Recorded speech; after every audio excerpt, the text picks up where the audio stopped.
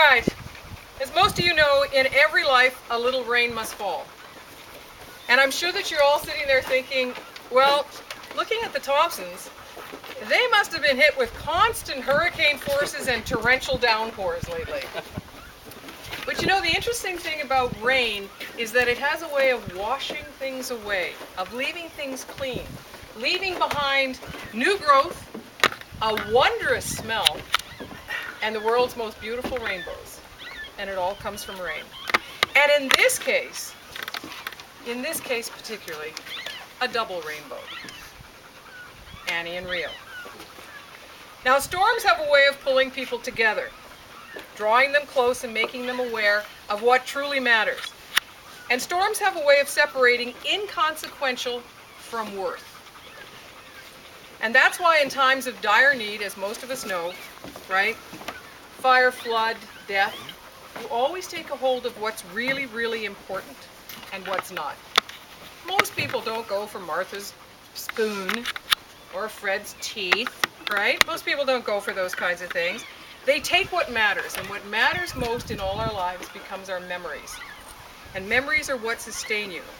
And you can ride out any storm at any time of your life as long as the people you love and the memories you hold dear are safe. Now, the way in which Rio and Annie died is abhorrent, and we're all in agreement. And we have all suffered pain, right, because of these violent, violent deaths. But revenge, most of us wanted. Hands up, everybody who thought we should seek some kind of revenge, right? Tastes sweet only momentarily. And after the taste, it only leaves to remind you that it is not our true nature. Most of us who gathered here for this reason, it's not because we're vengeful or anything else. So it would have only lasted for a moment and it would have gone away. It's not our true nature. And character is measured not by dwelling on what happens to you, but in how you handle what happens to you. So look around. It's always been said, the best revenge is to live a good life. And all of you who have walked the property today will realize the Thompsons are pretty vengeful. They have exacted the perfect revenge. For all the trials and the anguish and the grief, the sadness, the angst, and for every momentary setback or silent pleading with God, why me, the Thompsons have in fact settled in here, taken stock, and fought back with very, very sweet revenge. And as you know, Moni has gone through her own trials, and Jimmy has been right there. So too were these dogs, every step of the way. So the Thompsons have decided that revenge is not in their nature and it's not in their character. And in the light of the deaths of their beloved hounds, you ask, to what end? Because that's what you always go. Does the end justify the means? What was the point? Well, this is actually an easy answer. This was the easiest answer I found in all of this.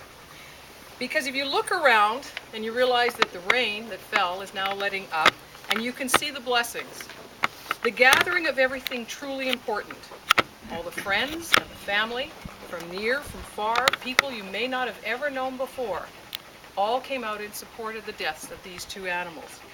And they're all exacting a sweet revenge. People have been laughing and chatting and visiting today. People who don't even necessarily know each other. So now, because of two dogs, you've met some really nice people. And they're nice people because they all know the Thompsons, who are marginally nice.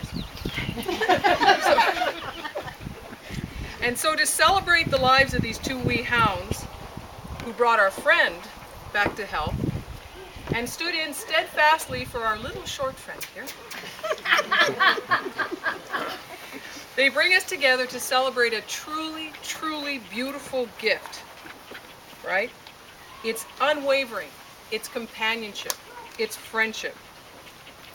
And so this is a gift, and I'm not an overtly religious person, but these are gifts from God.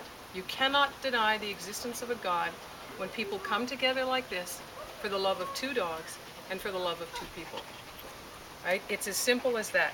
The ability to love and the ability to forgive, and forgive we should, because ours is the right and the privilege to enjoy and celebrate the bounty we have. those responsible for this horrific turn of events are more to be pitied than anything else. Imagine the empty lives they must have to have done this. Because they don't have this. They don't have people who come out and celebrate with them, who enjoy their lives, enjoy their home, talk with their friends. They don't have that. So they are to be pitied. And there's nothing else that we should wish upon them than that. They will surely never know the joy of unconditional love. And for all of you who drove out here and stuff, it's unconditional love. We drove out because we care about the dogs and we care about the Thompsons. So Jim and Moni will take this outpouring of friendship. They've planted the 2 towering trees, because gee, short's not in their nature. It's in memory of their beloved hounds, and every day they will be reminded that death is only the end of the life. It is not the end of the relationship they had with those 2 dogs. It's just not. And there'll be new babies coming aboard soon, and they will celebrate and enjoy the life that the Thompsons have here, while they exact again their sweet revenge. And so these are the memories of Rio and Annie, and the memories of all of us who come together in support of the friends we call the Thompsons. And now Jim and Moni will chat. Thank you, Lesley.